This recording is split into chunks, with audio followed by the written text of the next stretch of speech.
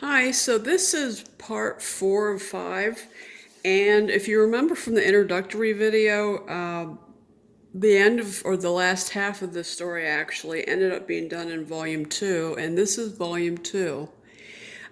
Just so you know, I may pause periodically. I just want to make sure that I stay in screen, and I may need to take a drink of water once in a while. So I explained this in the introductory video, so we're going to go ahead and get into the story. First of all, just to give you a quick view of the side, just have some charms hanging here. Main one here being a little teapot with a little cup, symbol of a playing card, a little key, and then a little red heart here. So we're going to get into the story. So if at the end of video 3, we left off with Alice having gone through the kitchen. She grabbed the baby from the Duchess, who was only too pleased to give it away because she was in a hurry to go play croquet with the Queen. And Alice took it, being concerned about the welfare of the baby. And as she took it, she began to think that there was something not quite right with the baby. And as she headed into the woods, it turned out when she looked down, she was right, that actually had turned into a pig. So she let it down, and at that point, that's when she ran into the Cheshire Cat. She'd seen it first in the kitchen, where all that mayhem was going on, and then she saw it up in a tree, asked him for directions, and in the end he said that, well, basically whichever way you go, you're going to run into somebody mad, whether it's the Hatter or the March Hare, because we're all mad here. So this is where we're going to start up. And so let me just show you the beginning of this. This is a phrase that you'll come across and you'll understand more if you don't understand it already. If you haven't heard the story of Alice, it's why it's always tea time. And this is just a card that was made. Here's another card. I'll just let you look at it. And it's got the poem or the little song on it that the Mad Hatter sings. Twinkle, twinkle, little bat, how I wonder where you're at. And again, that'll make more sense as we get into the tea party. This is a large bookmark with some eyelash trim on it. This is just an altered paper clip. It's pretty self-explanatory. And then at the bottom of this page, this is a cutout from the Stamperia paper set. And it's just their illustration of Alice sitting at the table with the March Hare, the Dormouse, and the Mad Hatter. Okay. So we're going to get into this story, and I'm going to read a section like I have been previously, while I'll let you look at one of the illustrations. And I'm going to try to keep this in focus. So the chapter starts. There was a table set out under a tree in front of the house, and the March Hare and the Hatter were having tea at it. A dormouse was sitting between them. She had not gone much further before she came in sight of the house of the March Hare. She thought it must be the right house because the chimneys were shaped like ears, and the roof was thatched with fur. It was so large a house that she did not like to go near till she had nibbled some more of the left-handed bit of mushroom and raised herself to about 2 feet high. Even then, she walked up towards it rather timidly, saying to herself, "Suppose it should be raving mad after all. I'd almost wished I'd gone to see the Hatter instead." So this is another illustration. You can see the different take on the Mad Hatter here. Even the price on the hat is different. So what I'm running into here is what the issue that I ran into with the first volume, when it was in the part of the story of her being in the hall and the tall doors, the short doors, drink this, eat this. In order to not use up a whole lot of pages going through those series of things, I made that little flip through. So here I'm having to do it differently too. So what I'll be doing is I'll actually be telling you part of the story before we move on and look at some more pages. And I'll be doing that when we start looking at this. So what had happened was Alice, as you can see her, this is a different illustration from what you may be used to seeing. The book says the table was a large one, but the three of them were all crowded together at one corner of it. No room, no room, they cried out when they saw Alice coming. There's plenty of room, said Alice indignantly, and she sat down in a large armchair at the end of one of the tables. And then this here is just, it's a little flip out book. This has some onion skin, and you can hear it. And then just a stack of cups. And then here's a little tuck spot, little big, so it's a big teapot. It looks more like a coffee pot, but we'll call it a teapot. And then this is a little white bag that I decorated to make it look like it was a teacup holder. And then inside, let's put that over here. Inside, this is just kind of look like a little tea bag. So what happened at this point was they were sitting there, and the March Hare asked Alice if she wanted to have some wine, and she said yes, but then he said, well, we don't have any, to which she replied, well, that's very rude. And then the Hatter commented to Alice, your hair wants cutting. And Alice replied, you shouldn't be making personal remarks. And there was a silence for a few minutes when all of a sudden the Mad Hatter said, why is there raving like a writing desk? Asked the Hatter. Oh, riddles, thought Alice. We'll have fun now. So she thought they were going to have a game of riddles.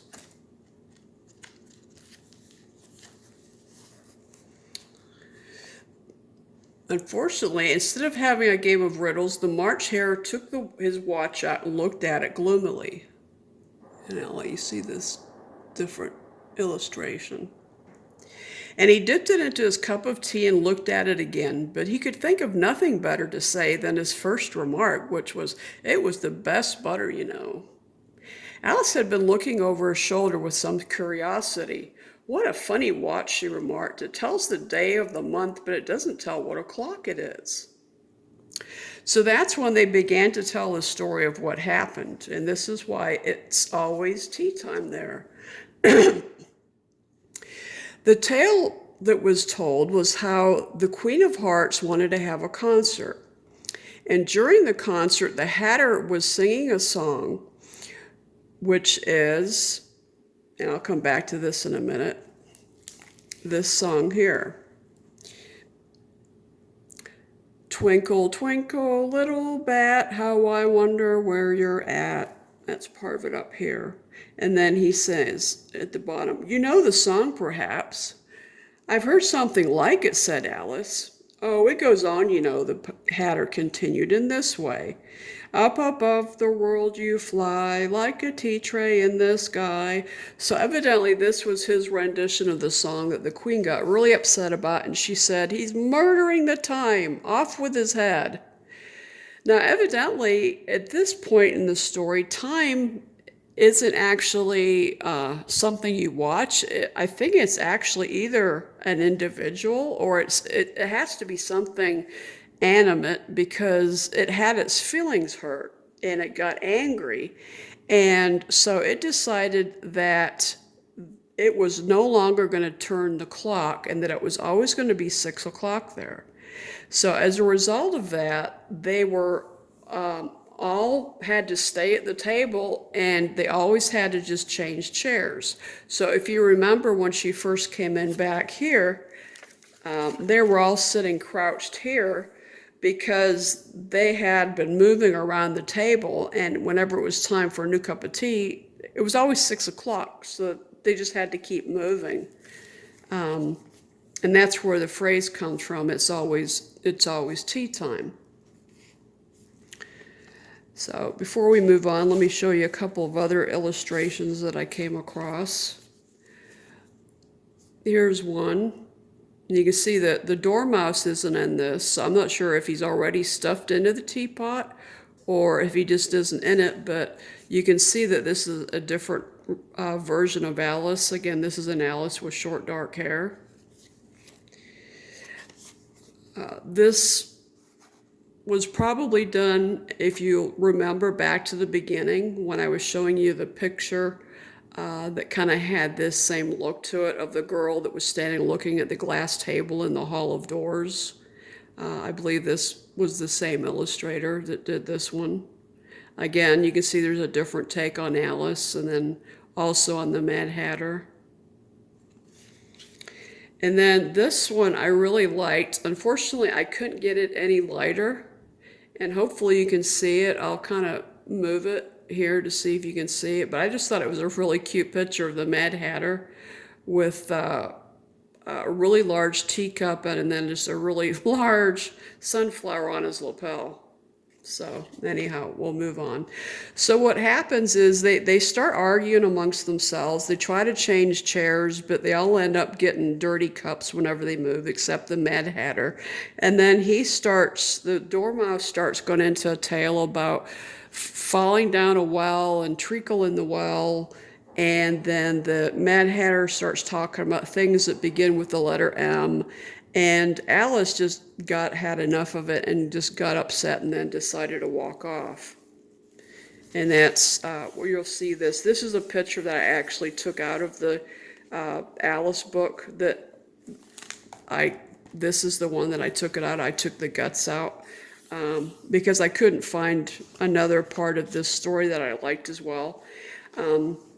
So Alice is leaving and she says to herself, at any rate, I'll never go there again, as she picked her way through the woods. It's the stupidest tea party I was ever at in my life.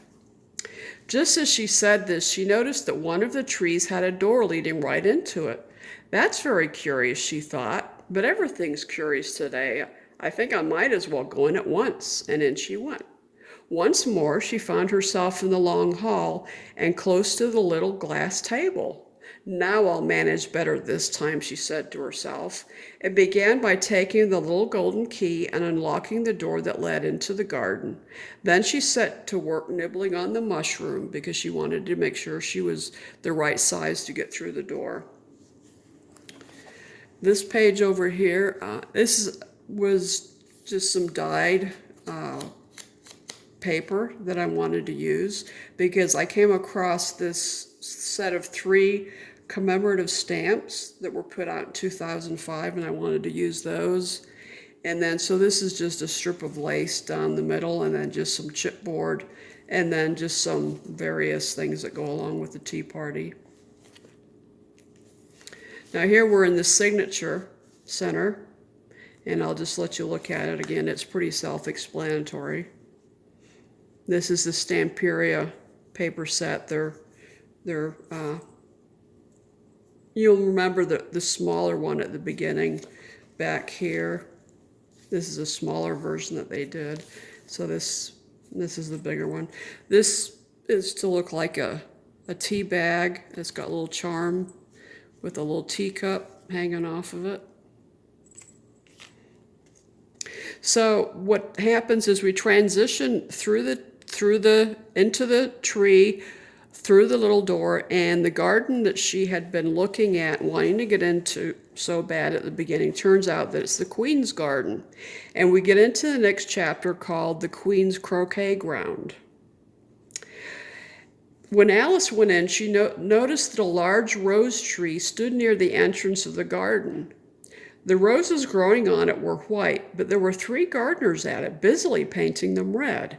Alice thought this was a very curious thing, and she went nearer to watch them. And just as she came up to them, she heard one of them say, "Look out now, 5. Don't go splashing paint on me like that." And this page over here is just from some Stamperia. I just made a tuck spot, and this material has a tuck spot down here. And here's some more illustrations. I'll just show you that for a minute while I take a drink of water. This is a different take on the queen had come in and the playing cards, which is what she was referring to when he said five. He was a five of spades, and then you can see this one over here is a tennis or a seven of spades. So this was one. And then I really liked this one. I thought this was really cute. I can't remember where he got it from, but part of the story is that they're actually, when you play a game of croquet, there's hoops and there's balls, and then there's mallets that you use to knock the ball through the hoop. Well, in this story, there was no hoops. It was just playing cards that were actually servants that bend over to make a hoop. And then, like you can see at the bottom here, this little hedgehog, the hedgehog would be tied up in a ball and he would become the ball that would be hit with the flamingo. And so pink flamingos are actually what was used in the story as mallets in the game of croquet. You'll see that here in a minute. So these are just some cards that were in the Alice playing deck, and they just kind of repeat some of the stuff that we've said, so I won't show you that. But this was another cute card that I came across that I liked. And if you can see down here, I don't know why, but Alice, I don't know if she's scared or what, but her hair's just sticking straight up. And then instead of a rose bush, just like this humongous rose with a ladder up to it. So I thought that was kind of a cute take on it too. So this is two different illustrators. This came out of the Stamperia set, and down here, just some material I made for some tuck spots. And so, as the story goes, Five, who'd been actually looking across the garden, called out, "The queen, the queen!" And the three gardeners instantly threw themselves flat upon their faces. There was the sound of many footsteps, and Alice looked up and finally got to see the queen that she'd been wondering about. So I'll just let you look at that. And then here's another take. And this is where the queen is saying severely, "Who is this?" Because she'd never seen Alice before. Let me move it up a little bit. And then here's another take on it. You see the pink flamingos that were to be used as croquet mallets. And it says, "The players all played at once without waiting for turns, quarreling all the while and fighting for the hedgehogs. And in a very short time, the queen was in a furious passion and went off stamping about and shouting, 'Off with his head and off with her head.'"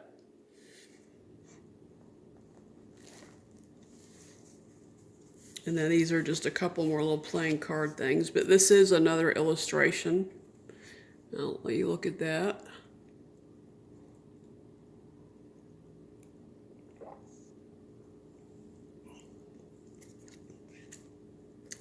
So what happens in this story is the queen's going around telling everybody they're going to get their head chopped off, and the king, he kind of thinks something about himself too. And he notices that off to the side, Alice is actually talking to the Cheshire Cat. And so he goes over, but what's interesting is the Cheshire Cat doesn't have a body to it. And as the story continues, "Who are you talking to?" the king said, coming up to Alice and looking at the cat's head with great curiosity. "It's a friend of mine, a Cheshire Cat," said Alice. "Allow me to introduce it." "I don't like the look of it all," said the king. "However, it may kiss my hand if it likes."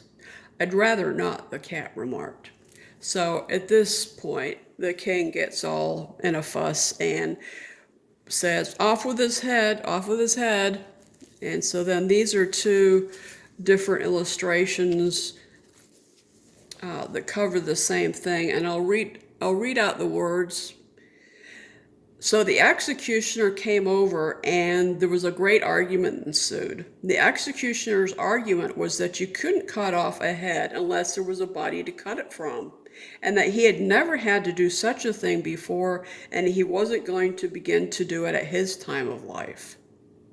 So this is a couple of different artists' ways that they drew that scene.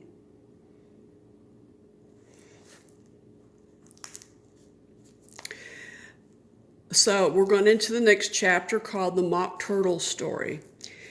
And then these are just a couple of little pieces of ephemera. They got put in this old tuck spot. So if you remember back in the kitchen, the Duchess was all excited about going to play croquet with the Queen and gladly gave the baby over to Alice. And again, these will be two different illustrators. So we'll continue with this story. And this chapter is called the Mock Turtle Story, and you'll meet the Mock Turtle here in a minute. You can't think how glad I am to see you again, you dear old thing, said the Duchess as she tucked her arm affectionately into Alice's, and they walked off together. Alice was very glad to find her in such a pleasant temper, and thought to herself that perhaps it was only the pepper that had made her so savage when they met in the kitchen. So they're talking, they're spending some time talking, and then as it goes on to say, but here to Alice's great surprise, the Duchess's voice died away, even in the middle of her favorite word, moral, and the arm that was linked into hers began to tremble. The Duchess had a habit of everything she said or everything that happened in life had to have a moral to it. She was always trying to find what's the moral of this? What's the moral of the story? What's the moral of why this happened? So she started to tremble. Alice looked up, and there stood the Queen in front of them, with her arms folded, frowning like a thunderstorm. The Queen led off, quite out of breath, and said to Alice, "Have you seen the Mock Turtle yet?" "No," said Alice. "I don't even know what a mock turtle is." "It's a thing mock turtle soup is made from," said the Queen. "I've never saw one or heard of one," said Alice. "Come on then," said said the Queen, "and he shall tell you his story." Or actually, and he shall tell you his history. So again, we're going to skip a few pages, and I'm going to explain to you the story. So what happens is the Queen takes Alice to meet the Griffon, which is this animal here. And the Griffon takes Alice to meet the mock turtle, and as you can see from the picture, the mock turtle tends to cry a lot, and they have a hard time understanding him because he's crying. So we'll take up with the story then. They, being Alice and the Queen, very soon came upon a Griffon lying fast asleep in the sun. And if you don't know what a Griffon is, says the story, look at the picture. "Up, lazy thing," said the Queen, "and take this young lady to see the mock turtle and to hear his history. I must go back and to see after some executions." So the Griffon takes Alice over to meet the mock turtle, and they persuade him just to tell his history. And he starts, "When we were little," the mock turtle went on at last, more calmly, though still sobbing a little now and then, "we went to school in the sea. The master was an old turtle. We used to call him Tortoise." "Why did you call him Tortoise if he wasn't one?" Alice asked. "We called him Tortoise because he taught us," said the mock turtle angrily. "Really, you are very dull." And then this is just a couple of, just make sure you're in screenshot, just a couple of tuck spots I made here. And then this is another one. And we're coming to the end of the signature, but I want to try to wrap this up before I run out of video time, because I found that my phone is only recording for a certain amount of time. So these are just some self-explanatory cards. And I'll just, this is another one. This is a different illustrator's take on the king. Coming across Alice talking to the Cheshire Cat. So at the end of this chapter, and then I'll just let you look at these things. Again, this is just a couple of cards out of the deck, and you can see here that the signature is coming to an end. This will be the end, and then this will be the last 3 chapters of the book. So the mock turtle goes on. "We had the best of educations. In fact, we went to school every day." "I've been to a day school too," said Alice. "You needn't be so proud as all that." With extras? Asked the Mock Turtle a little anxiously. Yes, said Alice, we learn French and music. And washing? Said the Mock Turtle. Certainly not, said Alice indignantly. Ah, then yours wasn't a really good school, said the Mock Turtle in a tone of great relief. Now at ours, they had at the end of the bill French, music, and washing. Extra. You couldn't have wanted it much, said Alice, living at the bottom of the sea. I couldn't afford to learn it, said the Mock Turtle with a sigh. I only took the regular course. What was that? Inquired Alice. Reeling and writhing, of course, to begin with, said the Mock Turtle, and then the different branches of arithmetic, ambition, distraction, uglification, and derision. When suddenly the Gryphon interrupted and said, That's enough about lessons. Tell her something about the games now. So that's the end of the chapter 6. And then this is just a piece of material and a little tuck spot. And then here, another tuck spot here with a couple of things that was tucked in. One of the things that was mentioned, or I forgot to mention that was in this story, was this here. They made a joke about why do you call it lessons, said Alice. Well, that's the reason they're called lessons, because they lesson from day to day. So the implication was you don't have to go to school for a long time, because as you get taught lessons, they lesson from day to day. So anyhow, so I'm going to stop it now and see if it recorded okay. And if it is, then I'll go ahead and put it up on YouTube. And we'll start up with the last 3 chapters. The next time will be chapters 10 and 11 and 12. We'll get into the Mock Turtle song. We'll get into the trial, and that'll be the last 3 chapters of the story. Thank you.